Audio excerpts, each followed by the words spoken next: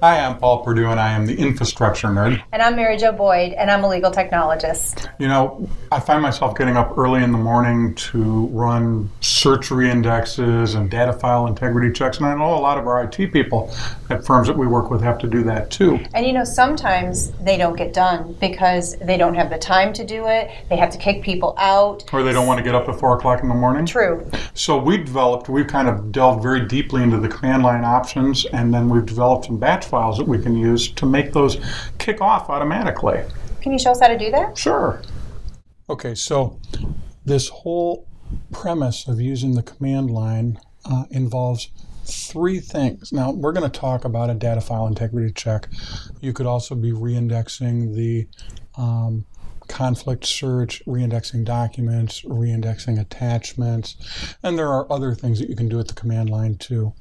But this whole concept of doing, let's say, a DFIC, a data file integrity check, and starting it without you having to be there relies on three things. It relies on the command line options, or startup options. We'll look at that in a second. It relies on your having set up a batch file to kick it off in the right order with the right prompts and the right parameters. And it relies on you having used the task scheduler from Windows to set this batch file to run at a predetermined time. So let's first look at the command line options. If we go into help and help topics and we type command line, we will get command line options, which we can double click on, and here are some startup options for the system configuration. Force logon, no Dropbox, NWTest. NWTest is one that you might run in a batch file. Let's switch over to the help for the PracticeMaster system. And here, if we type command line, and double click on command line options, here we see things like conflict, documents, attachments. Those are all things that you want to do sometimes and might take a long time and need to have everybody out of the software.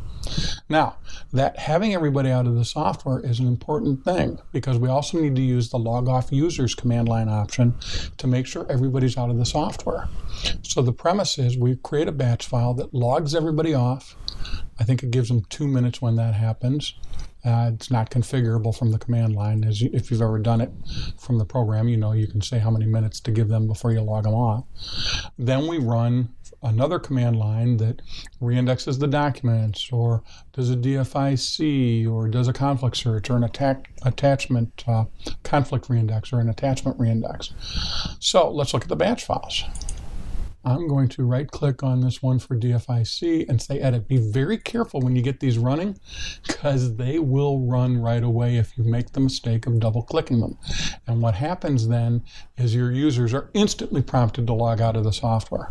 So first off, be very careful when you create a batch file and you get it set to go that you don't accidentally double click on it during the business hours, or your users are going to get a message that they need to log out of the software. You can stop that process once you've started it, but you can't take back the fact that you asked 10 or 20 or 90 people to log out of the software when you didn't really mean to.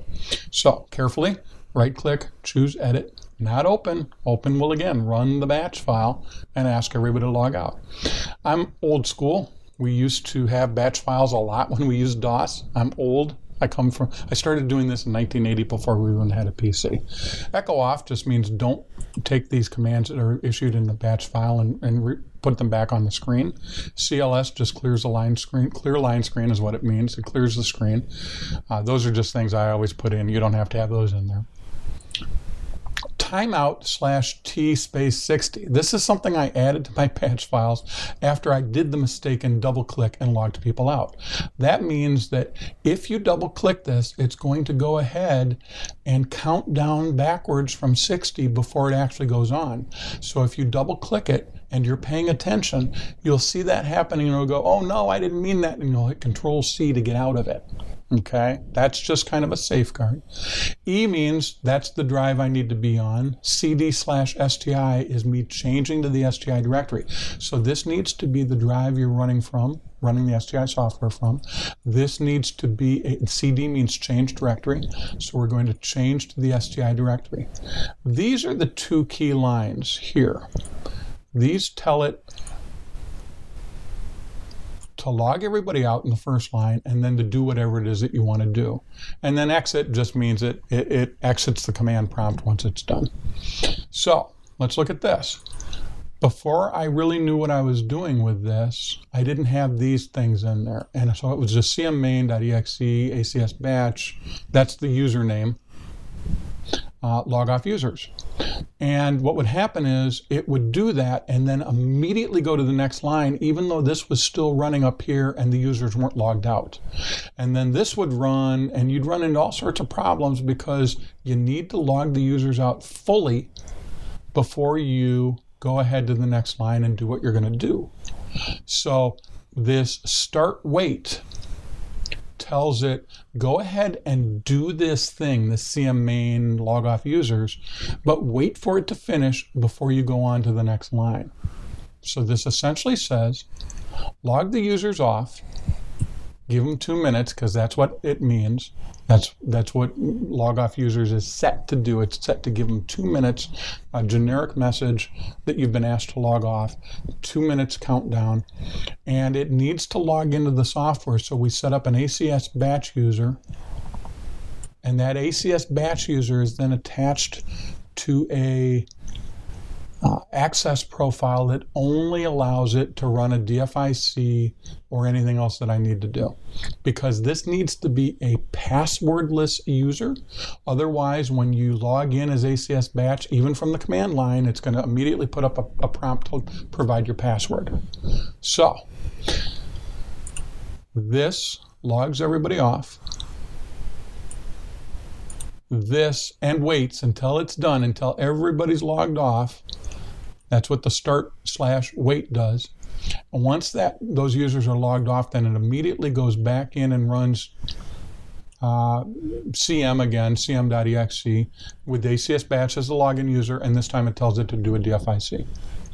Now, it's very important that when you do this first one, that you use cmmain instead of cm. CM stands for case master. It should be PM. Don't ask me why it's not PM, but I can tell you the case master is what PracticeMaster originally used to be called.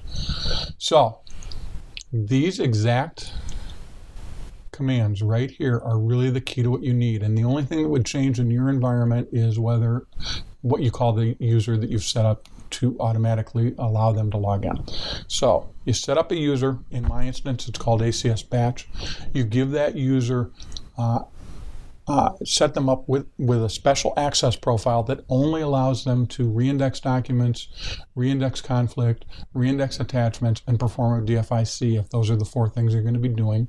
Maybe you'll allow them to run the network test if you're going to use this to start a network test.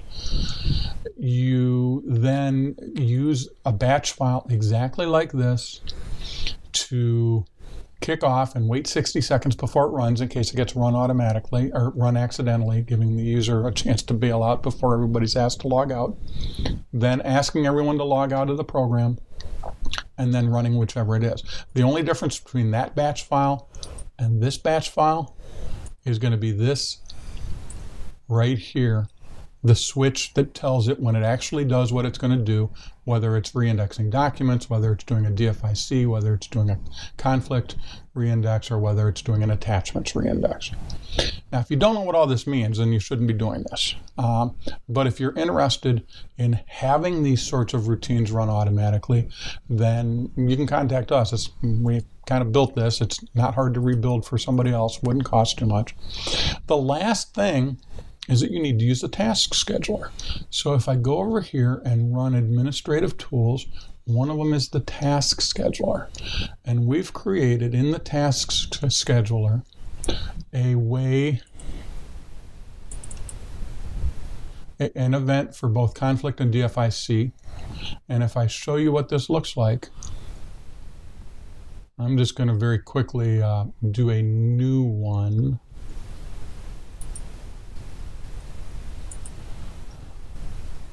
and I really wanted to do a basic one, so I'm going to right click and do basic task, create basic task. You're basically just telling it a name and a description, when you want it run,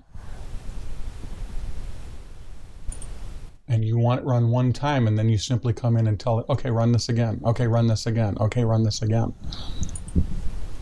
You give it a date and time, so it'd probably be tomorrow at 4 a.m. or at 2 a.m. or at, we're going to say 2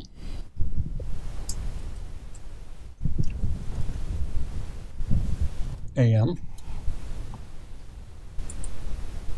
You start a program and you point to the program by browsing. That's how you schedule it. So to summarize, you've got a user that you've created.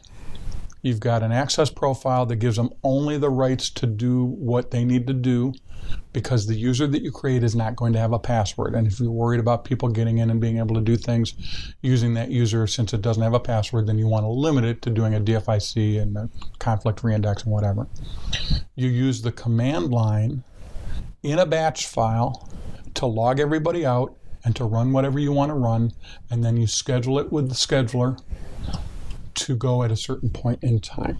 And that is how you use the command line and batch files and scheduler to make something like this kick off at 2 o'clock in the morning, so you don't have to get up and do it yourself. So there you have it. You may still have to get up a little bit early to get into the office to check what the results were, but at least you don't have to get up at 4 o'clock in the morning. And that's just one more way that we can help you worry less and practice more.